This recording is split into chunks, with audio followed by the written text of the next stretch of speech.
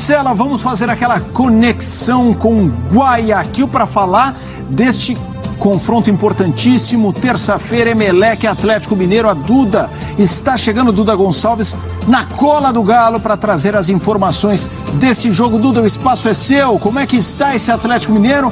Conseguiu uma bela virada no Brasileirão. Imagino que carrega esse bom sentimento para o jogo de amanhã. Boa noite para você, Duda. Ei, Felipe, boa noite para você, boa noite para Marcela, também para os fãs do esporte. É esse sentimento do Atlético embalado. São 3 vitórias, venceu o Flamengo pelo Campeonato Brasileiro e pela Copa do Brasil, bateu também o Fortaleza de virada, claro, com um time misto, né, neste último confronto, com os titulares poupados já pensando na Libertadores, mas é esse sentimento, sim, de um Atlético que vem de vitórias para começar com o pé direito essas oitavas de final da Libertadores. O Galo, que teve problemas no final de semana, né? Alguns jogadores com desgaste físico, como Vargas, Ademir, já o Hulk, né? Acabou tendo um edema no pé direito, também ficou de fora do jogo contra o Fortaleza. Estão todos com a delegação do Atlético aqui em Guayaquil, participaram do treino de hoje, né? O Atlético fechando essa preparação para encarar o Emelec, já pensando em uma missão difícil, não só dar o pontapé inicial nessas oitavas, mas vencer um time equatoriano pela primeira vez. O Atlético nunca conseguiu vencer um time equatoriano aqui no Equador.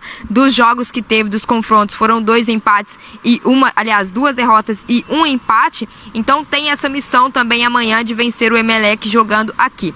Para isso, o técnico turco tem alguns problemas. O turco perdeu alguns jogadores importantes. Mariano foi liberado para tratar de assuntos pessoais, acabou perdendo a mãe na última semana. Além dele, Keno, Vargas, Zaratio e Neto também estão fora. Então 5 desfalques para este jogo.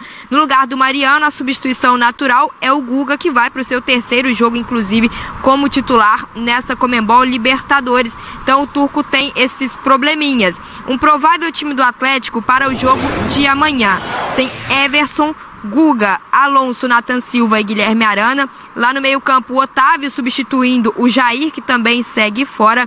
Ainda tem lá no meio o Alan e o Nátio Fernandes. E no comando de ataque tem Hulk, Ademir e Vargas. Esses 3 que têm sido aí a esperança do time do Atlético, né? De gols e também de vitórias, essa arrancada do time na temporada. Então o Galo já está pronto para encarar o Emelec amanhã neste palco aqui em Guayaquil. Show, Duda, trazendo aí o lado do Atlético Mineiro e o Emelec. Acredita? Como está o clima por aí do lado do mandante que enfrenta a ótima equipe do Atlético Mineiro? Pois é, esse jogo para os torcedores, principalmente para a imprensa também aqui do Equador, é visto como uma missão impossível para o Emelec, tendo em vista que no ano passado o Atlético chegou na semifinal de forma invicta e acabou caindo para o Palmeiras, né, campeão da Libertadores, vem fazendo essa temporada também incrível como foi no ano passado, já conquistou o Campeonato Mineiro, a Supercopa. Então o time do Emelec tem muito claro que será um jogo difícil diante do Atlético, mas tem a esperança, claro, e a expectativa de que consiga passar pelo Atlético para chegar às quartas de final, como não acontece há muito tempo, desde 1995. Então, é essa a expectativa do time do Emelec, não deve ter muitas mudanças, é um time que está descansado já há algumas semanas, teve férias, né? Os jogadores tiraram férias depois do campeonato equatoriano, então chega também com menos ritmo, mas com mais vontade para cima do Atlético. O Atlético um pouco mais cansado com essas lesões e esses desgastes, mas com mais vontade para tentar sair com essa primeira vitória em cima dos times equatorianos. Então o confronto é esse, viu? É um time descansado contra um time cansado, né, com um ritmo maior, e é um confronto que promete muito aqui nas ruas de Guayaquil, pelo menos os torcedores numa empolgação total.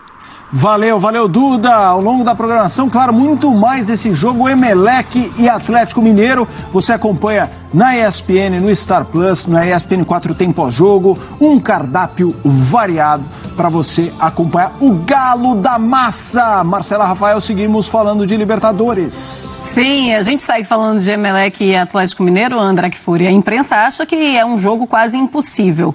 Mas é para isso tudo mesmo? Não é para isso, né? É preciso sempre respeitar e entender que numa competição como a Libertadores, alguns resultados a gente às vezes tem dificuldade para entender. O Tolima venceu o Atlético Mineiro no Mineirão, quebrando uma série invicta longa, importante, que determina uma era, digamos assim, em relação a esse tipo de desempenho, recordes e tudo mais, isso é algo que fica na história. E a gente não pode esquecer como terminou, com uma vitória do Tolima. Não acho que o Atlético vai se expor a riscos, não acho que o classificado não será o Atlético, mas precisa jogar. O Klopp, nas rodadas finais do campeonato inglês, não lembro antes de qual jogo, antes da última rodada, o Liverpool enfrentou Wolverhampton. E ele disse, não, a gente precisa falar desse jogo como um jogo de futebol propriamente dito. Não é que os Wolves não estão lá. Eles estão. Sim. E por algum momento houve uma complicação. Então não dá para entender o futebol como um jogo em que só há uma equipe em campo. E por mais que essa equipe seja muito melhor do que o adversário. O Atlético não deve ter problemas, não deve dar sus no seu torcedor. Mas é preciso estar muito focado, porque se não for assim, é sempre um pedido para passar por apuros. Parece que a imprensa equatoriana está acreditando menos no Emelec do que a imprensa brasileira, Zupac. É que assim, o Emelec de fato gera poucos motivos para que se confie nele, né? Porque é um time que fez uma fase de grupos, de Conmebol Libertadores muito fraca, reagiu na reta final e acabou se classificando também em um grupo muito frágil. Faz o campeonato local ruim, é apenas o 6º colocado. Tem um técnico espanhol, né, o Ismael Rescalvo, que era o técnico do Del Valle há algumas temporadas. Foi o antecessor do Miguel Ángel Ramírez no Del Valle. O Emelec tirou o Rescalvo do Del Valle e o Ramírez virou o técnico principal e construiu a trajetória lá. É um técnico que tenta fazer com que as suas equipes joguem futebol, mas vem encontrando muitas dificuldades pelas próprias limitações do Emelec. Então, todos os prognósticos, né, os mais racionais e os mais passionais, levam a conversa por um grande favoritismo do Atlético. Mas isso tem que ser comprovado dentro de campo, né? Então, acho que para esse jogo, para o jogo de amanhã, que a Duda vai acompanhar direto lá do George Capwell, mais importante do que definir o confronto é o Galo trazer uma situação confortável para o jogo da volta. Não tem que ter a ansiedade de tentar resolver a parada amanhã. Uma vitória simples, é isso aí. Vitória simples está maravilhoso, vem para cá e resolve em casa. Eu vou ficar muito surpreso se o Atlético não for o classificado para as quartas de final. Muito bem, e tem um cara que tem uma motivação extra para esse jogo, para as próximas partidas de Conmebol Libertadores, e é esse aí, o Jô, porque ele pode ultrapassar o Hulk, porque ele pode ultrapassar o Jô no número de gols pelo Atlético na Conmebol Libertadores.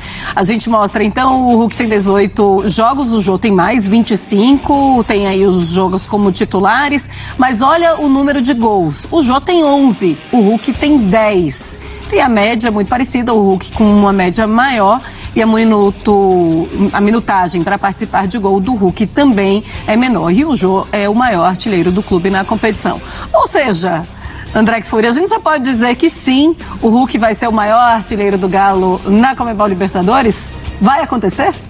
A gente não pode dizer... Não, diz que Kfouri. É questão de tempo. Eu já falei que sim, lembram? Quando a gente falou a respeito dos emparceramentos e tal, essa informação voltou e eu falei que o Jô já era. Não tem. O Hulk vai passá-lo. Pode não ser já, pode não ser nesse próximo jogo, nem no outro, mas o Hulk vai se converter no maior artilheiro do Atlético na Libertadores, porque é o que acontece naturalmente. Talvez essa passagem dele com tantos gols, tanta influência no jogo, tanto poder de decisão, já 2 conquistas importantes, estou tirando o estadual como conquista importante, antes que o torcedor do Atlético comece a escrever. Estadual não é conquista importante é Campeonato Brasileiro, Copa do Brasil e daí para cima. E é disso que se trata, é isso que o Hulk pretende, ajudar com os gols que muito provavelmente, ainda nesse confronto, o transformarão no principal artilheiro. Chegou a primeira bolsa de jogadores de futebol do mundo. Conheça a K10 Investimentos. Aqui o seu dinheiro valoriza como jogador de futebol. E você pode negociar, comprando, vendendo ou trocando com os outros investidores. Não importa se seu perfil é conservador como uma boa defesa, moderado como um meio-campo inteligente ou agressivo como um ataque matador. Acesse já k10i.com.br e saiba mais. K10 Investimentos. As emoções da Bolsa de Valores com as regras claras do futebol.